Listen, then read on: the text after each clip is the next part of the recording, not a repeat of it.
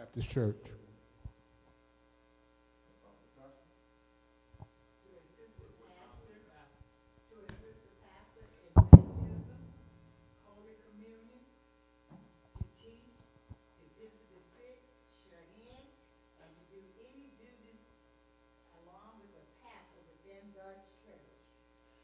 What about rules of trustees?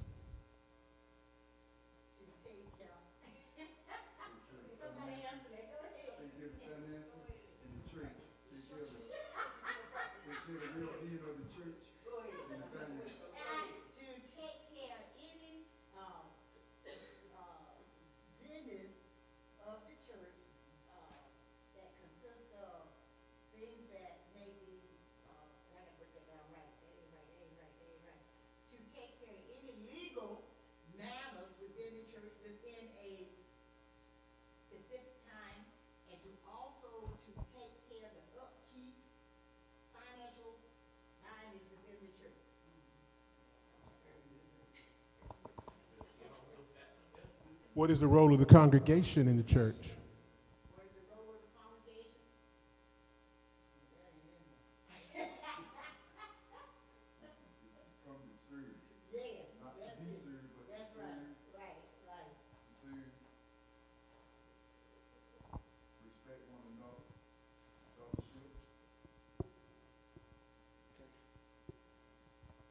This first chapter dealing in this book talks about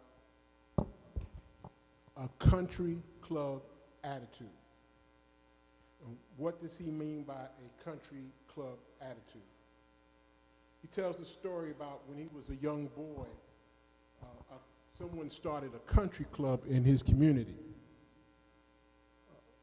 A country club was where you pay your dues, pay your assessment, and you get served. You have membership rights as long as you pay your dues. And so you can go there and be served. People will bring you drinks. They'll bring your stuff to you. They'll do things to you. And he talks about in a church, our membership is biblical, which is not based on the country club theme. And a lot of people have a problem with the word member or membership. That's biblical. Come with me to 1 Corinthians 27 through 28.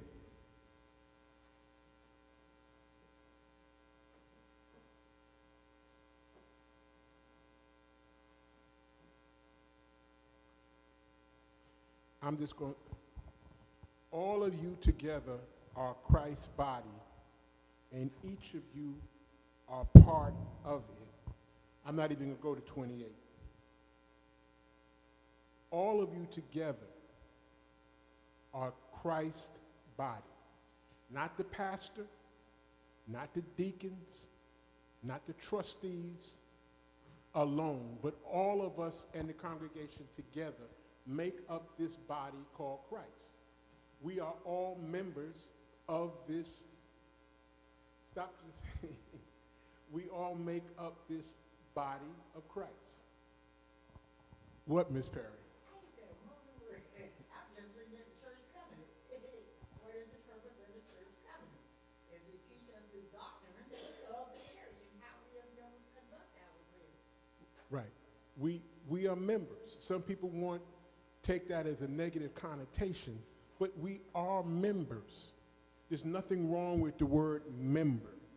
You don't got to be even when I use the word disciple, when I talk about disciple, we're still members. Discipleship is one who follows the teachings, but you can be a disciple of Christ and not necessarily be a member of this church. But as a member of this church, you have a part.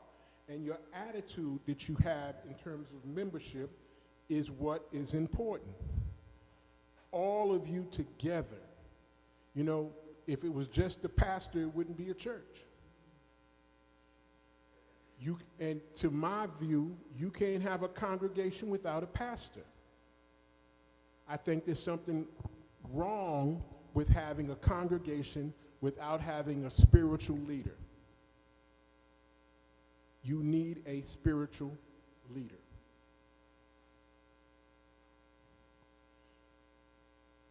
First Corinthians 12:12.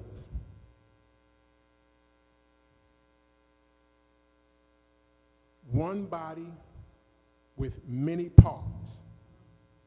The human body has many parts, and the many parts make up one whole body. So it is with the body of Christ. Each of us have our own role to play. Each of us have something in which we must share with each other and all of us together in order to make this thing work. This church will not work if all of us don't pull our part, because all of us are in it together. One part, one body. I'm not going to bring it up, but 1 Corinthians 12:26 says that one body, many parts. If one suffers, all suffer. So we all have to be together in this with one mindset of being together as part of the church. I told you to read this chapters, actually 13, 12, and 14 is what he concentrates on here. He says that this church should be based on love. One body in love. If we go to 1 Corinthians 13, I as a pastor, many pastors use this in marriage ceremonies. I and a pastor a lot of times use this 13:13 when we're counseling. But actually, Paul, when he wrote this chapter, it was not to individuals. It was to the church. If I could speak all the languages of the earth and of angels, and of course I'm reading out the New Living Translation, and didn't love others, I would only be as a noisy gong or clanging cymbal. What does that mean?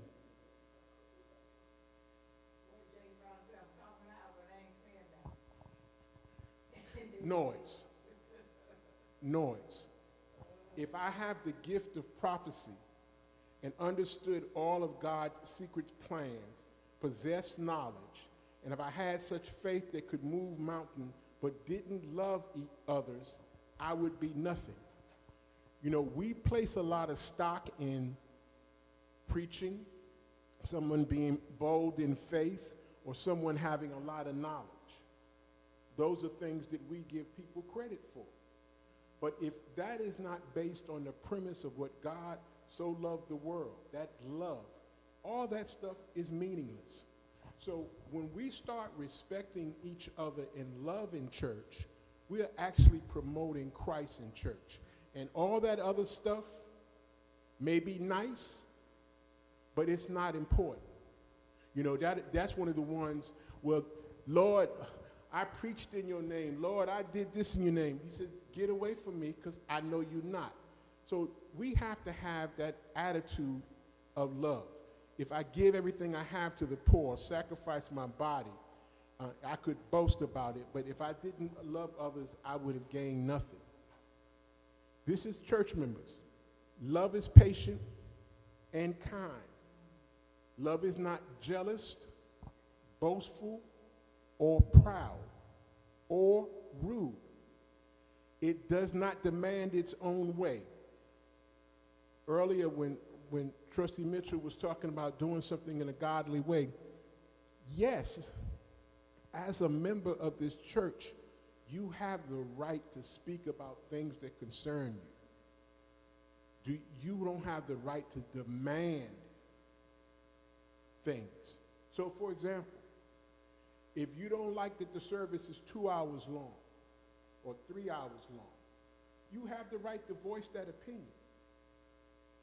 But if you don't have a right as a member of the church to demand that the pastor stop preaching, that he sit down, or that we don't celebrate, and when Christine says families, you don't have that right. I mean, those are things that are church type of attitudes. And so, and we should, as members, we true members as a part, we should do with everything with love, not with rudeness, not with jealousy, not boastful, and patient and kind. It does not demand its own way. So I've been in this church 50 years, 30 years. My parents built this church. So that is not the way that we do things. Those are not the controlling factors in a church. This is the hard one. Is not irritable, keeps no record of being wrong. This is the hardest thing when I'm dealing with couples. And it's hard dealing with couples. But I do use this chapter a lot of times because we often want to resort back to something that's happened before. So, for example, if I'm in an argument with Faye, and one of the few times I may be losing, I may say, well, what about you when you did? You did. Supposedly, we've moved past that. But if you keep a record of a wrong, you really haven't gotten past it. So, church folks, I remember that time when I was singing and she laughed. That was 10 years ago. But you won't let it go. And so we keep these records of wrongs and we can't get past it. You know, and so when you say, okay, I'm sorry, we go through, we need to leave it alone. We can't keep records of wrongs. It does not rejoice about injustice, but rejoices whenever the truth wins out. Love never gives up, never loses faith. It is always hopeful and endures through every circumstance. So if we truly begin to love each other, then we'll be able to try to pick each other up. That's what membership is about. Our church fellowship is supposed to be based on love. I'm not saying that you've got to run around and invite everybody to your house, but you've got to want the best for them. Someone is hurting, you got to want to pick them up. You should want to help them. Prophecies, speaking in unknown languages, special knowledge will become useless, but love will last forever. Now, our knowledge impartial is incomplete, and even the gift of prophecy reveals only part of the whole picture. But when the time comes, of perfection comes, that's when it ends, these partial things will become useless. Then it says, when I was a child, I spoke as a child. I thought and reasoned as a child. But when I grew up, I put away childish things. Now we don't see clearly. We see imperfectly, the puzzling reflections of a mirror. But then when it's all over, we'll see everything. And we'll know everything completely, just as God now knows me completely. 3 things will last forever: faith, hope, and love. But the greatest of these is love. And so what Paul is saying, you may not be the sharpest pencil in the box. You may not be able to preach and pray like someone coming down off the mountain. You may not be able to count 2 nickels together. But if you have love for one another in this congregation, you are serving Christ. You are promoting the benefit of the church. And so once we understand that love is the guiding principle, then he comes to what he calls a functioning church member. 1 Corinthians 12, 12 through 26. I'm not going to read it all, but maybe you can scroll while I'm talking, Des. One body has many parts, and many parts make up the whole body. And so what do we have? The body has many parts, not just one part. If the foot says, I am not part of the body because it is not a hand, that does not make it any less part of the body. If the ear says, I'm not part of the body because it is not an eye, it's still part of the body. We have to understand that we each have our own parts to play. We each have our own gifts and our own skills. And so if we realize that there are many parts of a body that function, your body works because your feet do what the feet are supposed to do. Your hands do what your hands are supposed to do. Your eyes do what your eyes are supposed to do. Your ears do what your ears are supposed to do. And that makes the body work. The problem with us right now, it seems that, anybody ever seen that movie or heard that movie, The Stepford Wives? Oh, yeah. Where they had these women turn them into robots so they would be perfect. Everybody would act the same. That seems like how we want to be in church. We want everybody to be the same. They want everybody to praise the same, everybody to look the same, everything to do the same thing. That's not biblical. Because if we are all different and we bring our differences together, we can be stronger. Our diversity makes us stronger, not us being the same. And so sometimes you go to church and it becomes a cookie cutter church. Everything is the same. Everybody's praises at the same time. And don't get me wrong, I'm not talking about you can't shout, but everybody wants everybody to do the same thing. And if I'm not doing what you're doing, then something's wrong with me. No. We're all different. That's what makes us stronger. Maybe I'm one of them people who are quiet and don't want to stand up. You know, I'm not that vocal, but I'll support you anyway. Members of the body, we have to understand that if we give as much respect to the janitor as we do the deacon, because that person fills a vital role in his church. The problem is we have hierarchies in the church, and it's not like that. We have roles, and everybody has different roles, but everybody is a crucial part of the church. Because the janitor doesn't clean and the floor is dirty, folk gonna complain and not come. Trustees don't take care of the building or don't have fixed stuff, it's going to be there. If our diaconate ministry does not function, everybody has their own part. And as a member, you have a part. You have a gift. The question is, are you functioning? Do you know your gift? And that's the hardest thing. It's for us to determine what our gift is and what we can do to further the church. Because I believe God has given everybody something. And so whatever God has given you, you need to do that to lift up the church. And sometimes it's hard because we don't know where our gift is. And I wish I could tell you, I could point to you and say your gift is that. But I believe that prayer and involvement, you'll find out what your gift is. If you put yourself in God's presence, in his way, if you come and you contribute and you be part of this fellowship, I believe God will tell you what your gift is and where he wants you. He'll let you know. And there are two things with that. You have to be willing to let God use you.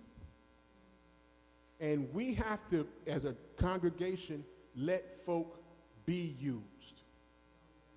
A lot of times we get into this thing that, well, we've always done it this way. I've always done it. I've always been in charge. And we don't let other people come in and give their gifts or do something different.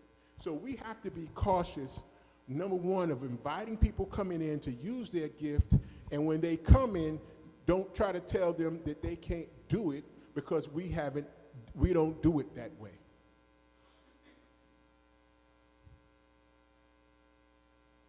We're all part of one body. Romans 12, 4 through 12.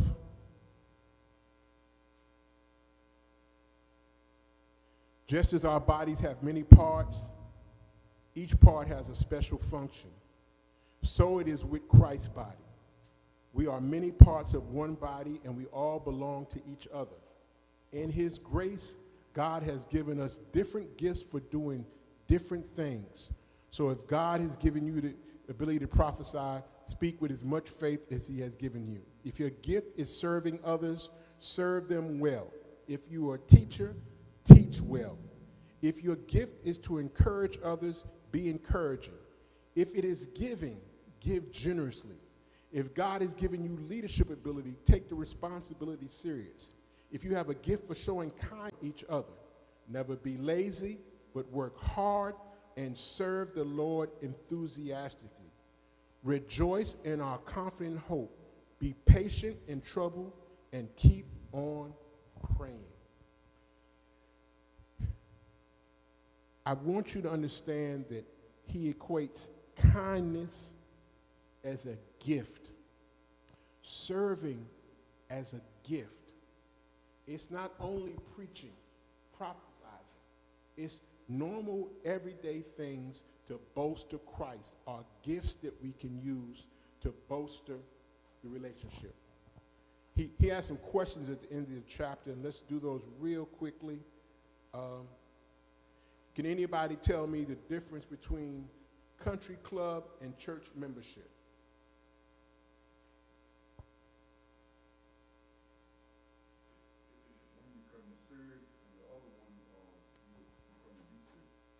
One you serve, one somebody serves you, the other one you serve. Question 2, using Corinthians, explain church membership.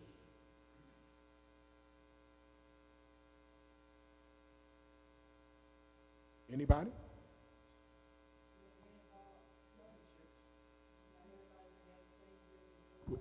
Many parts, one body.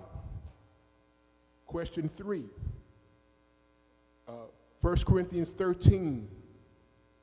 What is that in relation to church membership? Spelled membership wrong. 13:13. 1 Corinthians 13. What does that explain about church membership? What's our guiding principle? Love, right. 4. How do different parts of the body play out in your church? And this is a question. Do we have different people doing different things, working in their capacity?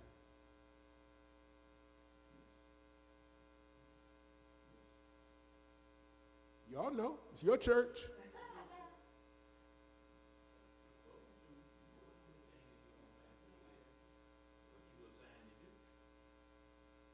Some, but not all.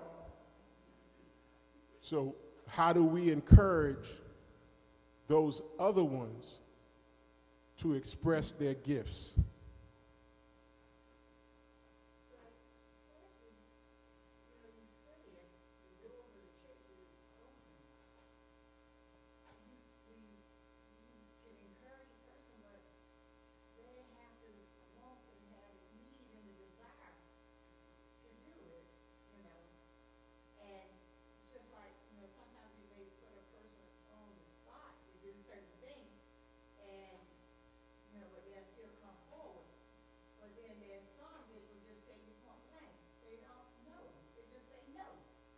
You had something to say? What'd she say? Question was, what was the question? The question was, how do different parts of the body play out in our church? No,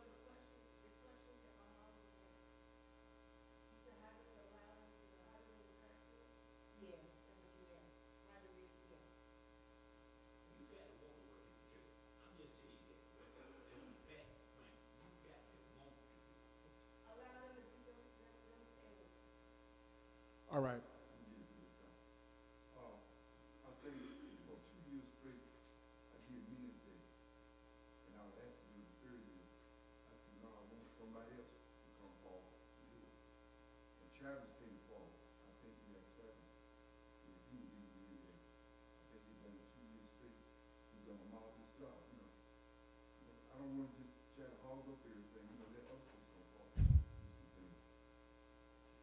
It's true. Most people, I think a lot of people in the church want to sit back and let other people do the work, come and go. I'm telling you, that's probably the easiest part of church, to come to church, sit, get your message, and go home. But at the same time, we, as Frank just said, he encouraged somebody else to take a spot. We still have to extend ourselves to try to make these people feel comfortable enough to do it.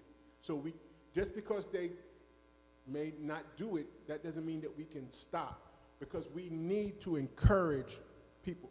And I know it's difficult, but we can't give up.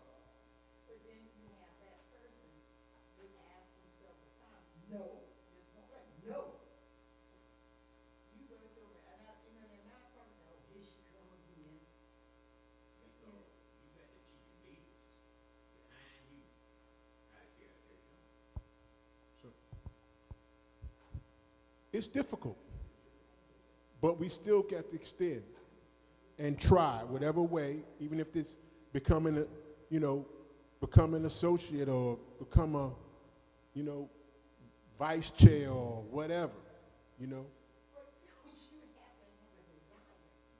You got to have a desire. I mean, let me tell you something, Pastor. The first time I ever did anything in the church was Miss Dale.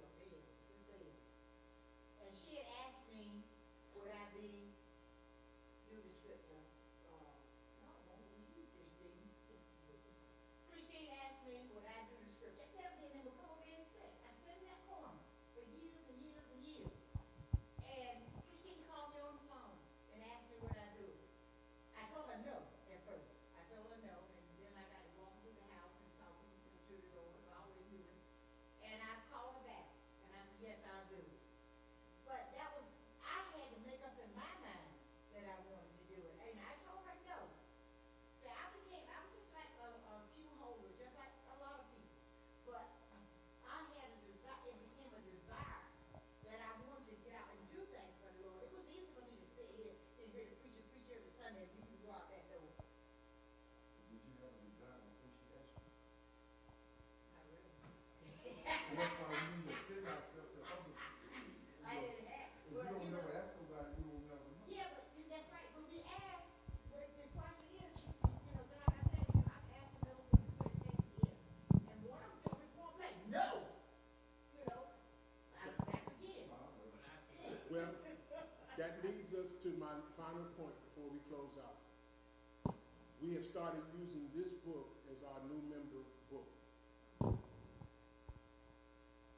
And because people need to come when they come to church, understanding that they need to be a functioning church member. Right. It ends with a pledge, and I'm not going to ask you about the pledge, but I'm going to read the first pledge for this chapter, which, if you have your book, is found on page 18. The first pledge: I am a church member. I like the metaphor of membership. It is not membership as in a civic organization or a country club. It is the membership given to us by 1 Corinthians 12. Now you are the body of Christ and individual members of it. 1 Corinthians 12:27. Because I am a member of the body of Christ, I must be a functioning member, whether I am an eye, an ear, or a hand.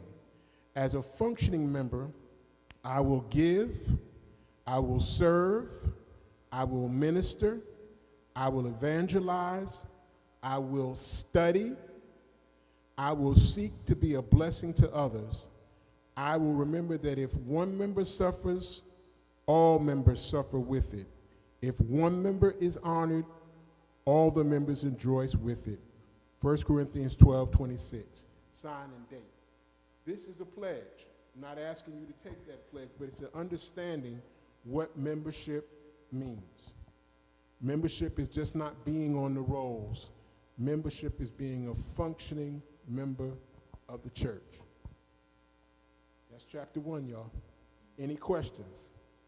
And doesn't that go back to, I know you guys are getting work, doesn't that go back to, we have new members when they join?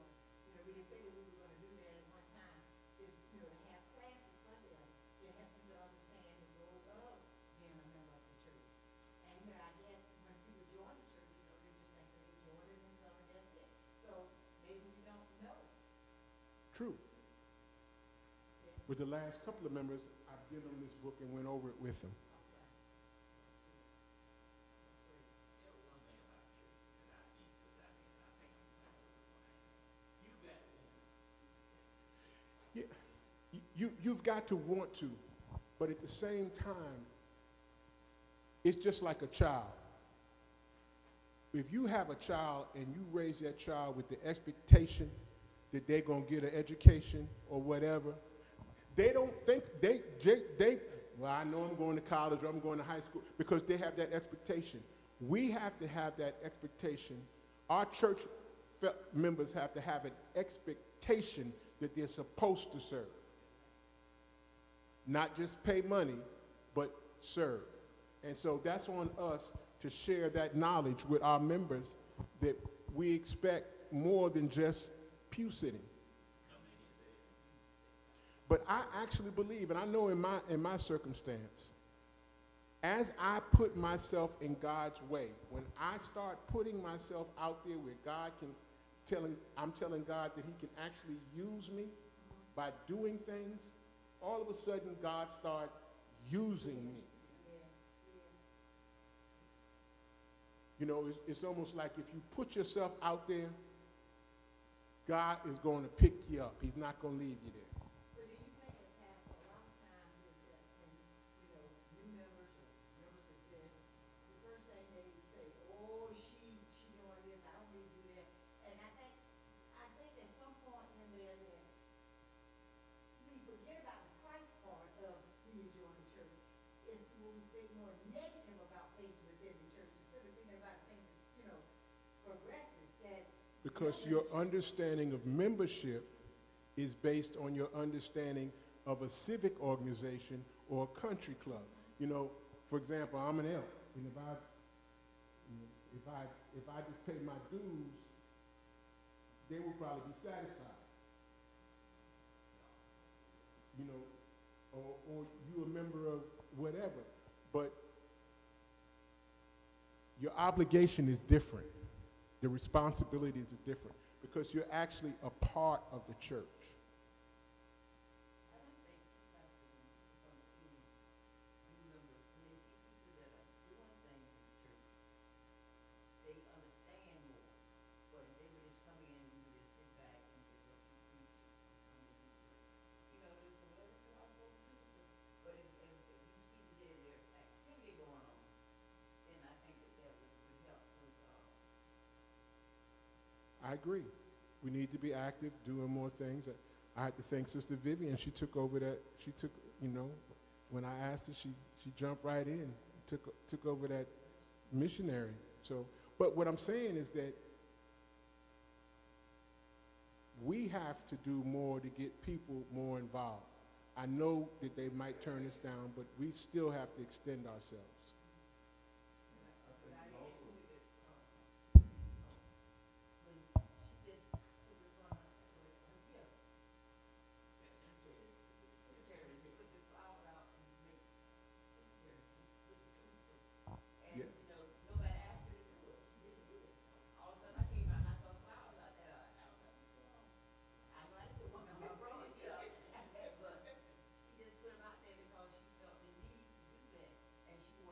Because she put herself out in front of God, and God is touching her to use her. Because and I agree, because the best church members are the self-motivated church members. Don't let me get this crazy. But yeah, because if you know that you love God and you want to do it, you're going to do it regardless.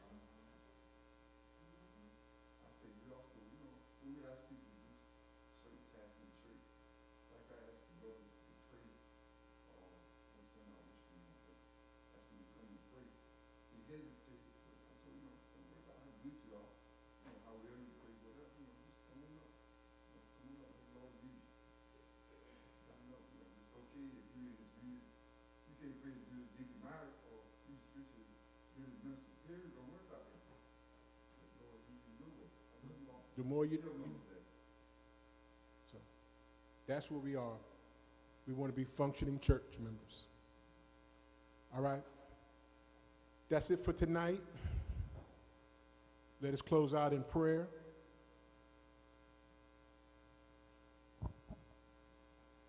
Deaconess Dudley, you can close us out in prayer.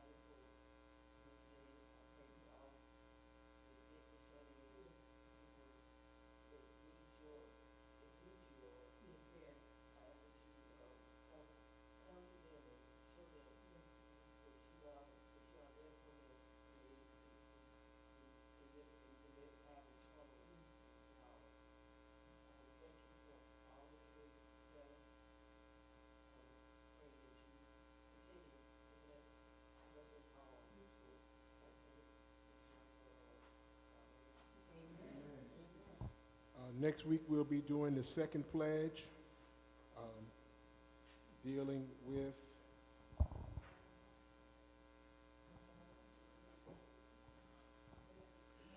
I will be a unifying church member.